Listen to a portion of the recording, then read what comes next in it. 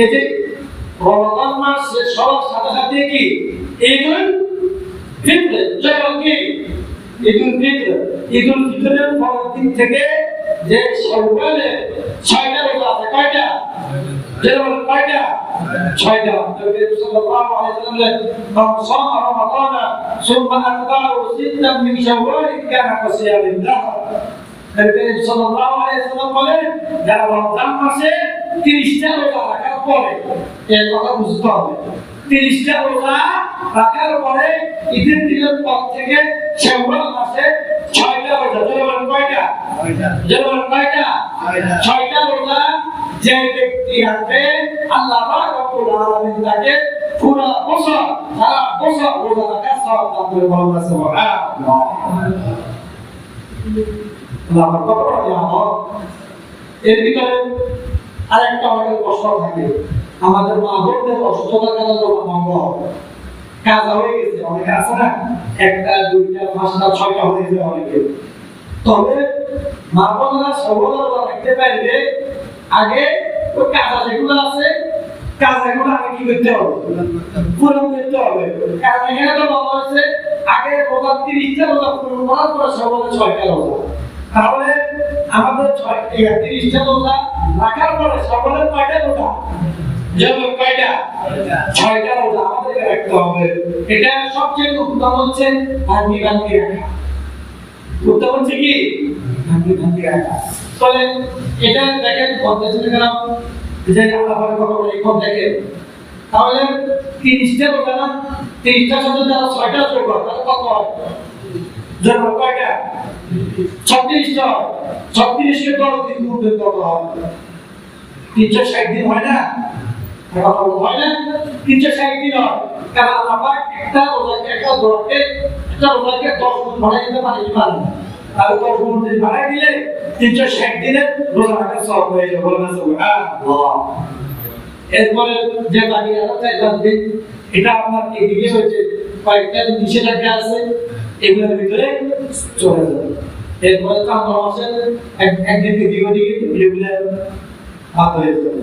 সুবহানাল্লাহ। তারপর সকালে যে 6টা রোজা ঈদের দিনের পর থেকে তারা রাখবে ইনশাআল্লাহ। ঈদের দিনের রোজা রাখা নিষেধ। ঈদের দিনের রোজা রাখা কি নিষেধ।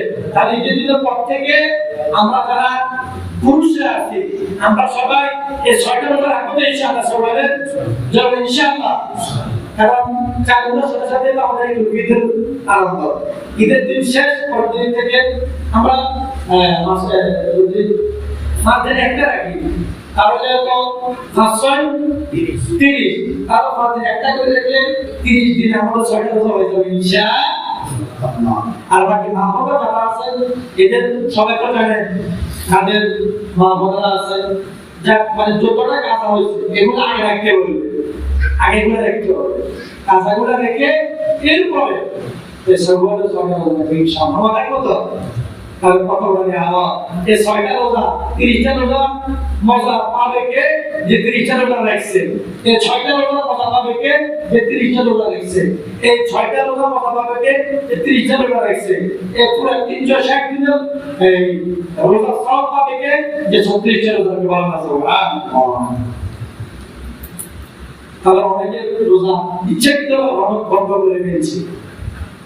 আরেকটা জিনিস, অনেকের অসুস্থতার কারণে এরপরে সরকারের কারণে যদি কোনো রোজা বন্ধ হয়ে থাকে, সেই রোজাটাও আগে কাজা পূরণ করবে, এরপর সবগুলো রোজা রাখবে।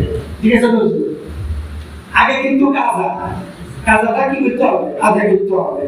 এটা পুরুষদের ক্ষেত্রে হচ্ছে এটা। পুরুষদের ক্ষেত্রে কিন্তু হচ্ছে অসুস্থতা আর সরকারের কথা আছে। অসুস্থতার কারণে তো রোজা রাখার হুকুম আছে, এরপর সরকারের কারণে হুকুম আছে। তাহলে সকাল অবস্থায় রোজা কাজা হয়, আর এই অবস্থায় কি বলে অসুস্থতার অবস্থায়। তাহলে আগে আমাদেরকে কি করতে হবে? কাজা রোজাগুলো রেখে এরপরে সকাল রোজা রাখবো ইনশাআল্লাহ। আল্লাহ রাব্বুল আলামিন আমাদের সবাইকে সামনে 6টা রোজা রাখা তৌফিক দান করুন, আমিন। এবং বাকি যে 3টা রোজা আছে, এই 3টা রোজাতে এই 3টা ও 2টা হচ্ছে সাদের উপর নির্ভর করবে। তো 2টা ও 3টা আমাদের যারা আল্লাহ রাব্বুল আলামিন এই 2টা রোজা আছে, এই রোজাগুলো থাকা তৌফিক দান করুন, আমিন।